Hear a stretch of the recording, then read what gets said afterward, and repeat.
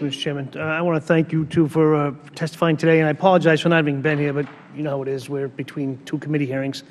So I didn't hear it all, so some of the stuff I might have to ask or say might be repetitive, and for that I apologize, but that's what we do here.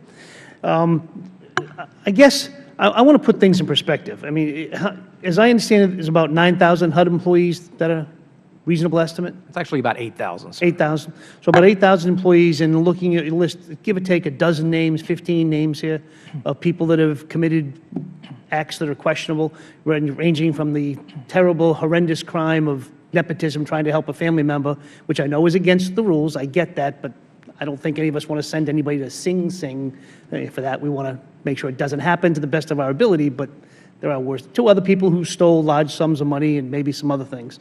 That means roughly, my calculations, 0.1% of the employees have committed significant enough issues for you to get involved in.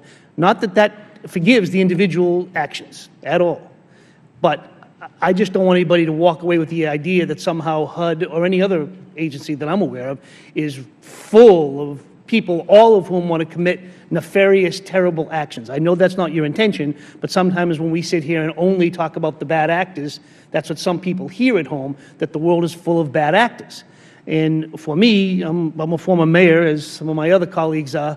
You know, a lot of our time is spent dealing with people who do things they shouldn't be doing. We don't spend our time and effort, as you don't spend much of your time, with people who have done the good things, because that's not what you're there for. You're there to police it and to do all those things, and that's the right thing. And from everything I've heard, you've done a great job, and the IG's office is an area that we all respect and we all support and appreciate. But I don't want anybody listening to this to think that somehow everybody at HUD is scheming to try to deal around the edges. I know that for me, you know, one of my biggest problems with my police officers, because again, they only dealt with people every day that had committed some action that was wrong, either speeding or 10 times worse.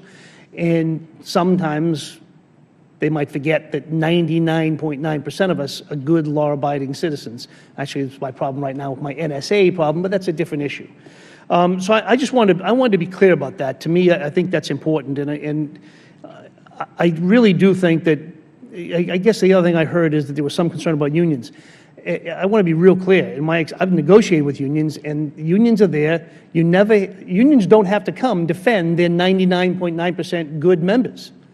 They only step up when there's a wrongdoing to defend their members to make sure that they get proper treatment. So again, that's their job. It's like a lawyer. They have a responsibility to their membership to make sure that their membership really did do a bad act or was not overly punished.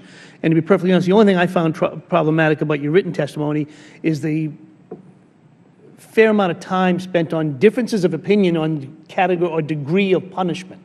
You think that some people should have been punished more severely than they might have been.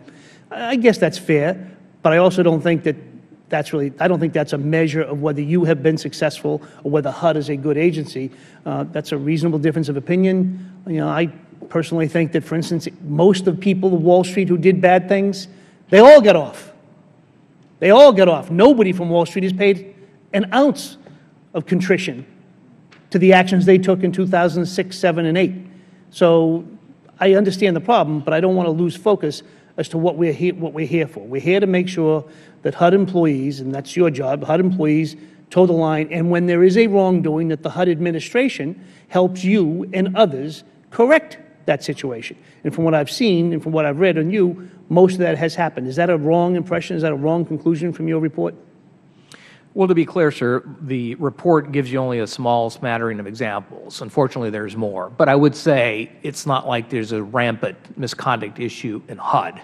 I think my major concern is how HUD is dealing or not dealing with misconduct when they do come across it. And I think with regards to my written testimony, that's where I do the parsing, right? Not so much about what they did or could have been more, but how they're handling what they're doing to create an ethical culture. And do you feel that the current administration is doing, again, not necessarily everything you're going to want, but a great amount of scale of 1 to 10, 10 being perfect, being you being the guy making the decision, one being, I don't know, the most unethical person in the world making the decision? What would you give him as a grade? Well, both the new secretary and deputy secretary have only been there maybe 6 or 7 months, the deputy secretary even less. I will give him a 10 with regards to the secretary signing that joint letter, because I think that speaks volumes to the tone at the top. I could give him higher than a 10, because I think that's the best thing he could have done to establish his game plan for how he's going to run the organization. And I look forward to working with him with that. I mean, clearly these things we're talking about were not under his tenure, and so I do look forward to how he and the deputy secretary are going to handle these going forward. I just want to put out for the record that no one's ever given me a 10 on anything, so that's pretty good. Thank you. Thank you, Mr. Chairman. The chair would